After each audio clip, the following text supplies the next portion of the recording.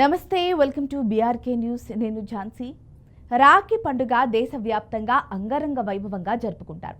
రాఖీ అంటే సోదర సోదరీమణుల మధ్య బంధం గురించి తెలుపుతుంది. కానీ మన దేశంలోనే కొన్ని ప్రాంతాల్లో రాఖీలు అన్నాదమ్ములకే కాకుండా సొంత భర్తలకు, చెట్లకు కూడా కడతారు. మరి ఆ సాంప్రదాయం ఎక్కడుంది?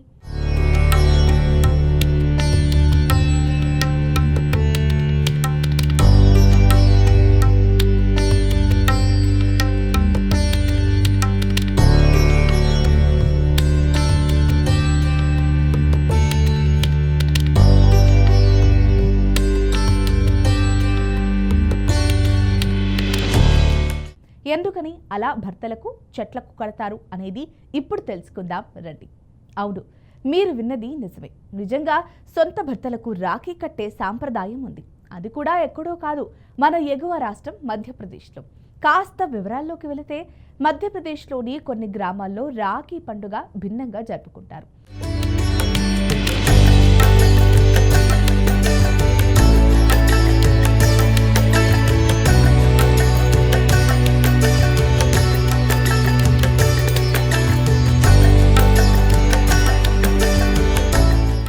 శతాబ్దాలుగా అక్కడి మహిళలు సోదరులకు కాకుండా భర్తలకు, చెట్లకు రాఖీ కడతారు.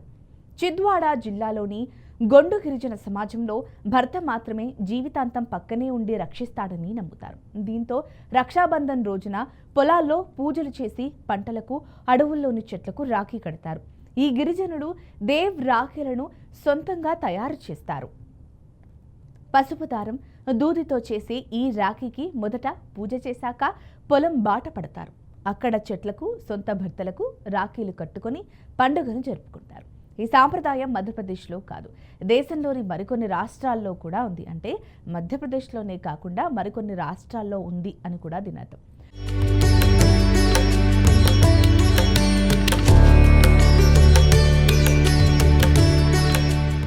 ఒడిశాలోని కొన్ని గ్రామాల్లో ఇంట్లో తమ్ముళ్లకు బదులు అడవుల్లోకి వెళ్లి అక్కడ ఉన్న చెట్లకు రాఖీలు కట్టి వేడుక చేసుకుంటారు. ఈ సాంప్రదాయం 2004లో హతిమాడ గ్రామంలో మొదలైంది. సాంప్రదాయకంగా సోదరులకు బదులుగా ప్రకృతిని రక్షించే పచ్చని చెట్లకు హతిమాడ నివాసితులు రాఖీలు కడతారు. దీంతో ఆ చుట్టుపక్కల గ్రామాలు కూడా ఇదే సాంప్రదాయాన్ని అనుసరిస్తున్నాయి. ఆ సాంప్రదాయం క్రమంగా ఇతర రాష్ట్రాలైన జార్ఖండ్, పశ్చిమ బెంగాల్ కూడా విస్తరించింది. భగవద్గీతలో ఒక శ్లోకం ఉంటుంది, ధర్మో రక్షితి రక్షితః అని. అంటే ధర్మాన్ని మనం రక్షిస్తే ఆ ధర్మమే మనల్ని రక్షిస్తుంది అని అర్థం. సరిగ్గా ఈ గిరిజనులు కూడా నియమాన్ని పాటిస్తున్నారు. ప్రకృతిని మనం రక్షిస్తే ఆ ప్రకృతే మనల్ని రక్షిస్తుంది అని.